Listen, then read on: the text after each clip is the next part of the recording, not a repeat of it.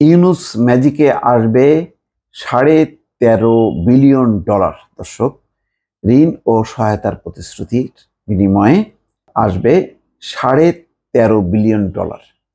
দর্শক, কল্পনা করতে পারেন এত অল্প সময়ের মধ্যে ডক্টর মোহাম্মদ ইউনুসের প্রতি তাদের ভালোবাসা, আনুগত্য, সম্মান সবকিছু যুক্ত হবার পর যেটা দাঁড়াচ্ছে, তাতে বিপুল পরিমাণ ঋণ এবং অর্থ সহায়তা পেতে যাচ্ছে। এটা বাস্তব। ডক্টর ইউনুস জাতিসংঘে যাবার আগে এবং জাতিসংঘে যোগ দেওয়ার পর যে পরিস্থিতি, বিভিন্ন সংস্থার সঙ্গে, বিভিন্ন রাষ্ট্রের সঙ্গে যে আলোচনা, সেখানে ভুরি ভুরি সহায়তা এবং ঋণের আশ্বাস পাওয়া গেছে। সেগুলো সব যোগফল মিলিয়ে কিন্তু এই $13.5 বিলিয়ন আসতে যাচ্ছে পাইপলাইনে বলা যায়। এটি যদি যুক্ত হয় আমাদের রিজার্ভের সঙ্গে, তাহলে রিজার্ভ সংকট থেকে কিন্তু আমরা খুব দ্রুত পরিত্রাণ পাবো। শুধু তাই না, আমাদের যে মূল্যস্ফীতি বাড়ছে, জিনিসপত্রের দাম টাম বাড়ছে, সেগুলো আস্তে আস্তে কমতে থাকবে। এই খবরটি দিয়েছে কালের কণ্ঠ এবং তারা বলছে যে অর্থ পাচার আর ডলার সংকটে যখন দেশের রিজার্ভ তলানিতে, অর্থাৎ শেখ হাসিনার সময়, সেই সময় আন্তর্জাতিক দাতা সংস্থাগুলোর সহায়তায় রিজার্ভের চ্যালেঞ্জ মোকাবেলায় কাজ করছেন ডক্টর ইউনুস। এরই মধ্যে আন্তর্জাতিক মুদ্রা তহবিল, IMF, বিশ্বব্যাংক, এশীয় উন্নয়ন ব্যাংক, ইসলামী উন্নয়ন ব্যাংক ও যুক্তরাষ্ট্রের আন্তর্জাতিক উন্নয়ন সংস্থা USAID সহ বেশ কয়েকটি সংস্থা ও দেশ বাংলাদেশকে সহায়তার আশ্বাস দিয়েছে। জার্মানিও আছে, কিন্তু জার্মানির নামটি এখানে কেন আসলাম না বুঝলাম না। এসব অর্থ পেলে দ্রুত সময়ের মধ্যে রিজার্ভ সংকট, ডলার সংকট এবং রিজার্ভের পতন থেমে দেশের আর্থিক খাত ঘুরে দাঁড়াতে পারবে বলে অর্থনীতিবিদরা মনে করছেন। বিশ্লেষকরা বলছেন, আওয়ামী লীগ সরকার ক্ষমতায় থাকা অবস্থায় দেশ যখন আর্থিক সংকটে পড়ে, সে সময় IMF থেকে বাজেট সহায়তা হিসেবে ঋণ চায় দেশ।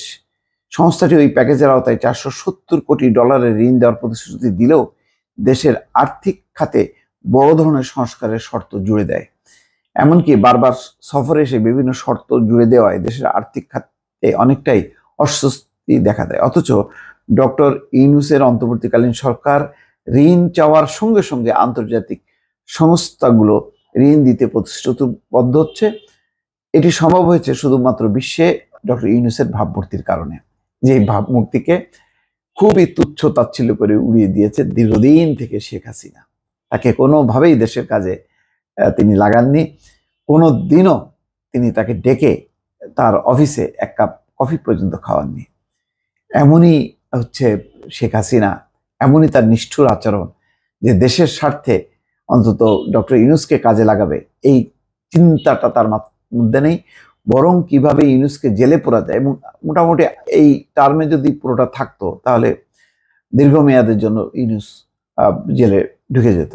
বর্তমান জাতিসংঘের সাধারণ পরিষদের অধিবেশনে যোগ দিতে যুক্তরাষ্ট্রে অবস্থান করছেন, যদিও আজকে তিনি অলরেডি দেশের উদ্দেশ্যে রওনা করেছেন। খুবই সংক্ষিপ্ত সময়ের মধ্যে যে পরিমাণ তিনি মিটিং করেছেন, খেয়াল করেন যে জো বাইডেন, অ্যান্থনি ব্লিংকেন মার্কিন পররাষ্ট্রমন্ত্রী, কানাডার প্রধানমন্ত্রী জাস্টিন ট্রুডো, বিশ্বব্যাংকের প্রেসিডেন্ট অজয় বাঙ্গা, আন্তর্জাতিক মুদ্রা তহবিলের প্রধান ক্রিস্টিলিনা জর্জিয়েভা, ইতালির প্রধানমন্ত্রী জর্জিয়া মেলোনি, পাকিস্তানের প্রধানমন্ত্রী শাহবাজ শরীফ, নেপালের প্রধানমন্ত্রী KP শর্মা, তারপরে মালদ্বীপের প্রেসিডেন্ট মুইজ্জু, চীনের পররাষ্ট্রমন্ত্রী ওয়াং উই সহ বিশ্বের অনেক রাষ্ট্রনায়ক ও রাষ্ট্রপ্রধানদের সঙ্গে বৈঠক করেছেন। সবাই কম বেশি নিজ নিজ অবস্থান থেকে সহায়তার আশ্বাস দিয়েছেন।